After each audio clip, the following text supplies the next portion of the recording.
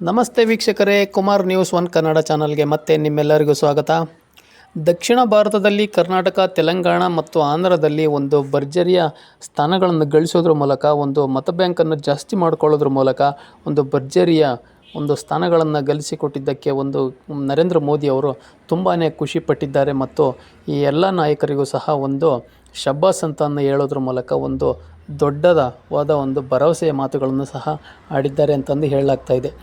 ಹಾಗಾದರೆ ನರೇಂದ್ರ ಮೋದಿ ಅವರು ದಕ್ಷಿಣ ಭಾರತದ ಬಗ್ಗೆ ಏನೇನು ಮಾತುಗಳನ್ನು ಆಡಿದ್ದಾರೆ ಅನ್ನೋದು ಅದು ನೋಡ್ಕೊಂಬರೋಣ ವೀಕ್ಷಕರು. ಅದಕ್ಕೂ ಮುಂಚೆ ನಮ್ಮ ಚಾನಲ್ನ ಸಬ್ಸ್ಕ್ರೈಬ್ ಮಾಡಿಲ್ಲ ಅಂತಂದರೆ ದಯವಿಟ್ಟು ಸಬ್ಸ್ಕ್ರೈಬ್ ಮಾಡ್ಕೊಳ್ಳಿ ಮತ್ತು ಬೆಲ್ ಬಟನ್ ಮೇಲೆ ಕ್ಲಿಕ್ ಮಾಡಿ.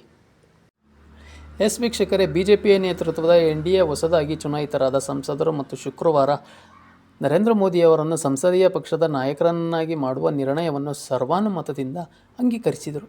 ಸಂಸತ್ನ ಸೆಂಟ್ರಲ್ ಹಾಲ್ನಲ್ಲಿ ನಡೆದಂಥ ಉನ್ನತ ಮಟ್ಟದ ಸಭೆಯಲ್ಲಿ ಅವರನ್ನು ಪ್ರಧಾನಿಯನ್ನಾಗಿ ಅನುಮೋದಿಸಿದರು ಅಂತ ನಮ್ಮೆಲ್ಲರೂ ಮೀಡಿಯಾದಲ್ಲಿ ನೋಡಿದ್ದೀವಿ.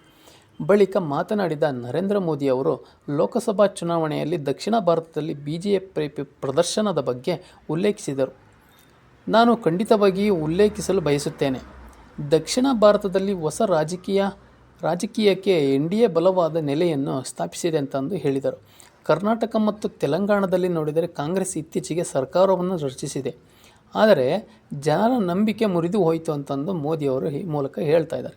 ಹೀಗಾಗಿ ಅವರು ಎರಡೂ ರಾಜ್ಯಗಳಲ್ಲೂ NDAಯನ್ನು ಸ್ವೀಕರಿಸಿದರು ಎಂದು ನರೇಂದ್ರ ಮೋದಿ ಹೇಳ್ತಾ ಇದ್ದಾರೆ. ನಾನು ತಮಿಳುನಾಡಿನಲ್ಲಿ ತಂಡವನ್ನು ಅಭಿನಂದಿಸಲು ಬಯಸುತ್ತೇನೆ. ನಾವು ತಮಿಳುನಾಡಿನಲ್ಲಿ ಸೀಟುಗಳನ್ನು ಗೆಲ್ಲಲು ಸಾಧ್ಯವಾಗದೇ ಇರಬಹುದು, ಆದರೆ ರಾಜ್ಯದ NDA ಮತಗಳ ಪ್ರಮಾಣವು ಹೆಚ್ಚಾದ ರೀತಿಯನ್ನು ಏನು ನಡೆಯುತ್ತಿದೆ ಎಂಬುದನ್ನು ಸ್ಪಷ್ಟವಾಗಿ ತೋರಿಸುತ್ತದೆ ಎಂದು ನರೇಂದ್ರ ಮೋದಿ ಈ ಮೂಲಕ ಹೇಳಿದರು. ಕೇರಳದಲ್ಲಿ BJP ಮೊದಲ ಬಾರಿಗೆ ಗೆಲುವು ದಾಖಲಿಸಿದೆ. ಕೇರಳದ ತ್ರಿಶೂರ್ ಲೋಕಸಭಾ ಕ್ಷೇತ್ರದಲ್ಲಿ ನಟ ರಾಜಕಾರಣಿ ಸುರೇಶ್ ಗೋಪಿ ಗೆಲುವು ಸಾಧಿಸಿದ್ದಾರೆ.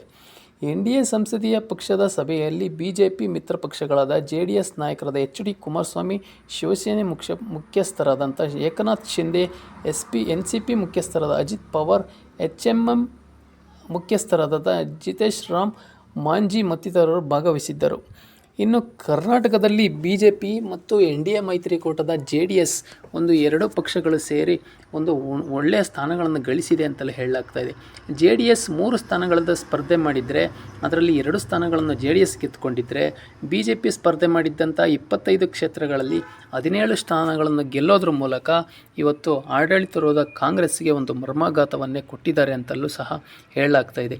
ಇನ್ನು ಅಲ್ಪ ಮತಗಳಿಂದ 2 ಕ್ಷೇತ್ರಗಳನ್ನು ಸೋತಿರ್ಬೋದು, ಆದರೆ ಒಂದು ಟಿಕೆಟ್ ಕೊಡೋ ವಿಚಾರದಲ್ಲಿ BJP 4ರಿಂದ 5 ಕ್ಷೇತ್ರಗಳಲ್ಲಿ ಎಲ್ಲ ಒಂದು ತಪ್ಪು ಹೆಜ್ಜೆ ಇಟ್ಟಿದೆ ಅಂತಲೂ ಸಹ ಇಲ್ಲಿ ಕಾರ್ಯಕರ್ತರ ವಿರೋಧ ಇದ್ರೂ ಸಹ ಒಂದು ಟಿಕೆಟ್ ಕೊಡೋ ವಿಷಯದಲ್ಲಿ ಒಂದು ಮನಸ್ತಾಪ ಆಗಿರೋದ್ರಿಂದ ಆ ಕ್ಷೇತ್ರಗಳನ್ನು ನಾವು ಕಳ್ಕೋಬೇಕಾಯಿತು ಅನ್ನೋದು ಸಹ ಒಂದು BJPಯ ಒಂದು ಕಾರ್ಯಕರ್ತರ ವಾದನೂ ಸಹ ಆಗ್ತಾ ಇದೆ. ಆದರೆ ಇದರೆಲ್ಲದರೂ ಹೊರತಾಗಿಯೂ ಸಹ UP, ಮಹಾರಾಷ್ಟ್ರ ಮತ್ತು ರಾಜಸ್ಥಾನದ ಸೋಲುಗಳನ್ನು ಇವನ್ನೆಲ್ಲದರೂ ನೋಡಿದ್ರೂ ಸಹ ಇಲ್ಲಿ NDA ಮೈತ್ರಿಕೂಟ ಕರ್ನಾಟಕದಲ್ಲಿ ಒಂದು ದೊಡ್ಡ ಸೀಟುಗಳನ್ನೇ ಗೆಲ್ಲಿಸಿ ಇವತ್ತು NDA ಕೂಟಕ್ಕೆ ಕೊಟ್ಟಿದೆ ಅಂತಲೂ ಹೇಳಲಾಗ್ತಾ ಇದೆ. ಈ ಒಂದು ಕರ್ನಾಟಕದ ಒಂದು ಭವಿಷ್ಯದ ಒಂದು ಈ ನಾಯಕತ್ವಕ್ಕೆ ವಿಜೇಂದ್ರ ಅವರಿಗೆ ಒಂದು ಶ್ಲಾಘನೆಯನ್ನು ಕೊಟ್ಟಿರ್ತಕ್ಕಂಥ ನರೇಂದ್ರ ಮೋದಿಯವರು ಮುಂದಿನ ವಿಧಾನಸಭಾ ಚುನಾವಣೆಯಲ್ಲಿ ಒಂದು ಭರ್ಜರಿ ಬಹುಮತ ತಗೊಳ್ಳೋದ್ರ ಮೂಲಕ ಅಧಿಕಾರವನ್ನು ತಗೊಳ್ತದೆ ಅನ್ನೋ ಒಂದು ವಿಶ್ವಾಸವನ್ನು ಸಹ ವ್ಯಕ್ತಪಡಿಸಿದ್ದಾರೆ. ನಮ್ಮ ಮಾಹಿತಿ ನಿಮಗೆ ಇಷ್ಟ ಆಗಿದ್ದರೆ ದಯವಿಟ್ಟು ನಮ್ಮ ಚಾನಲ್ನ ಸಬ್ಸ್ಕ್ರೈಬ್ ಮಾಡಿ ಮತ್ತು ಬೆಲ್ ಬಟನ್ ಮೇಲೆ ಕ್ಲಿಕ್ ಮಾಡಿ ಅಂತ ಹೇಳ್ತಾ ಮತ್ತೆ ಮುಂದಿನ ವಿಡಿಯೋದಲ್ಲಿ ಸಿಗೋಣ.